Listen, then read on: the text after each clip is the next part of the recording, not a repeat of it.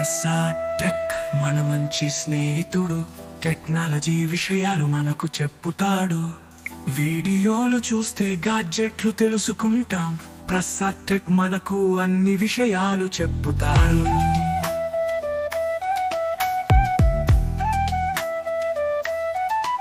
Smart phone నా సంగతి, latest టాప్లు చెప్పి యూట్యూబ్ లో చూపిస్తాడు, ఉచితంగానే చెప్పేస్తాడు.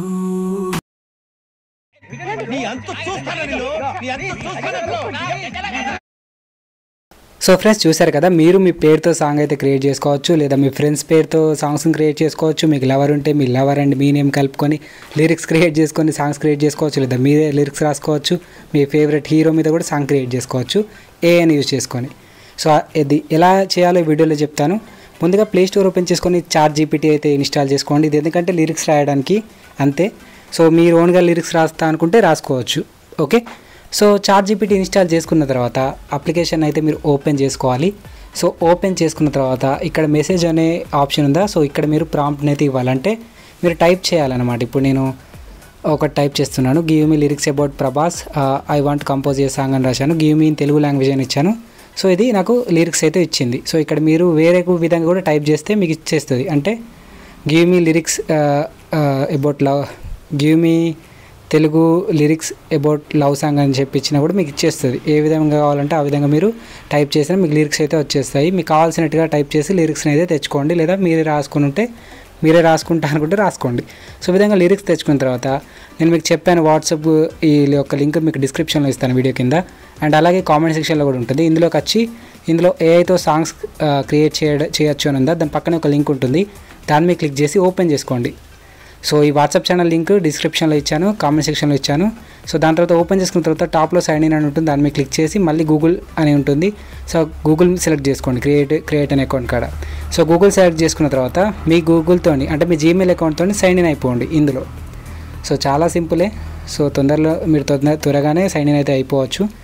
సో సైన్ ఇన్ అయిపోయిన తర్వాత ఇక్కడ మీకు ఈ విధంగా స్క్రీన్ ఉంటుంది, అండ్ ఇక్కడ మీకు ఒక మ్యూజిక్ సింబల్ ఉంటుంది, అండ్ కింద మీకు హోమ్ క్రియేట్ లైబ్రరీ అని ఉంటుంది. మీరు క్రియేట్ మీద క్లిక్ చేసి సాంగ్ క్రియేట్ చేసుకోవచ్చు, లేదా మ్యూజిక్ సింబల్ మీద క్లిక్ చేసి సాంగ్ అయితే క్రియేట్ చేసుకోవచ్చు. నేను మ్యూజిక్ సింబల్ మీద క్లిక్ చేశాను. సో ఓపెన్ చేసిన తర్వాత ఇక్కడ కస్టమ్ అనే ఆప్షన్ డిజేబుల్ అయి ఉంటుంది స్టార్టింగ్లో ఇక్కడ టాప్లో. ఓకే, సో దాన్ని ఎనేబుల్ చేసుకోండి. సో దాన్ని ఎనేబుల్ చేసుకుంటే కింద మీకు కొన్ని ఆప్షన్స్ అయితే కనిపిస్తాయి, స్టైల్ ఆఫ్ మ్యూజిక్ అని అవన్నీ కనిపిస్తాయి అన్నమాట. ఓకే, సో దాని తర్వాత లిరిక్స్ అనే బాక్స్లో మీరు ఏదైతే లిరిక్స్ రాసుకుంటారో లేదా చాట్ జీపీటీతో జనరేట్ చేస్తారో అది అక్కడ పేస్ట్ చేయండి.